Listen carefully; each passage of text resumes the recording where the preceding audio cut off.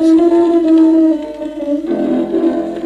that'll be the day when you say goodbye. Yeah, that'll be the day when you make me cry.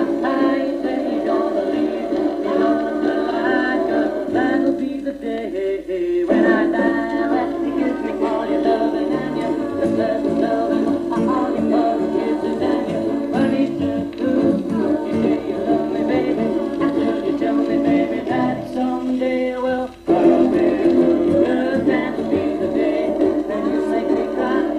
That'll be the day when you say goodbye. You say you're gonna leave, you know it's a lie. That'll be the day when I die. That was the first record we ever made with the Beatles in a little studio in Liverpool. We just went up there one day and made this little shellac record. I think we were hearing all the kind of stuff like the sort of stargazers, you know, those kind of vocal groups. And there was people like Guy Mitchell, you know, sort of, and Tommy Steele. And Lonnie Donegan was the big sort of starter over here, you know, for a lot of the English people. But then there started to come in these, like, very exciting records just over the radio. And you didn't really know, you know, like now there's an expression, where it's coming from. Then you didn't know where that kind of thing was coming from. That'll Be the Day, for instance, like a very exciting record. You didn't know if they were black, white. It didn't really matter. Just a very sort of electric sound on the radio. And you just got intrigued by these things, I think, you know, this kind of mystic image coming over the radio of these sort of strange new music. I mean, obviously, like all these years later, it's difficult to just say what it was about a person.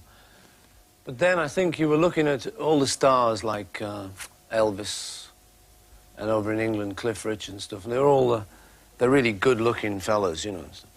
And then Buddy came along, and he was a fellow with glasses. And you'd never really seen anyone with glasses. You know, it had always seemed that anyone who had glasses couldn't make it as a singer or stuff, or at least they had to take their glasses off and have contacts in or something. But suddenly this singer appeared, you know, these big horn-rimmed specs, and we were getting ready to start the Beatles and thinking of making a group. So John Lennon, who normally wore the horn-rimmed specs, but always took them off on stage, he was now able to put them on and see the world, you know. The only thing I remember was Sunday night at the Palladium. We used to have a big variety show. And Buddy was on that once, and that was the big occasion to watch his fingers, to see what guitar he had, and to see if he played the chords right, and to see how he did that solo in Peggy Sue, and see whether he used a capo or not. You know, just all the various technical things, that was where you got your info.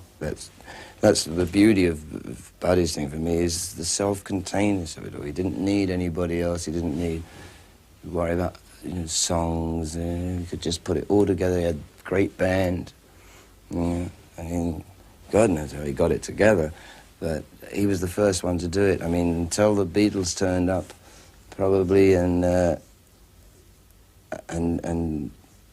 Bob Dylan, who strengthened very much that thing of writing your own material, and nobody else, you know, was in that position. Elvis hardly wrote a song in his life. Jerry Lee Lewis has written one. All the other guys didn't do it like that, you know. And it was in that respect, Buddy was, you know, streets ahead of his time. Yeah. And it wasn't until after he was well dead and buried that other people started to manage to get it together in that way, you know, not just to play together and do other people's songs, but to make a totally self-contained unit out of a band, you know. It's not easy, believe me. I'm well aware that I've lifted a few of his licks on solos here and there, especially on the road, you know.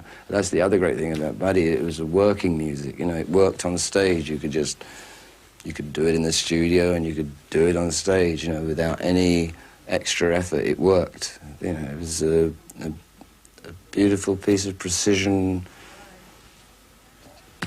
work, you know, performance, whatever, writing. You know, the whole thing was... He had it all. What can you say? Lucky devil.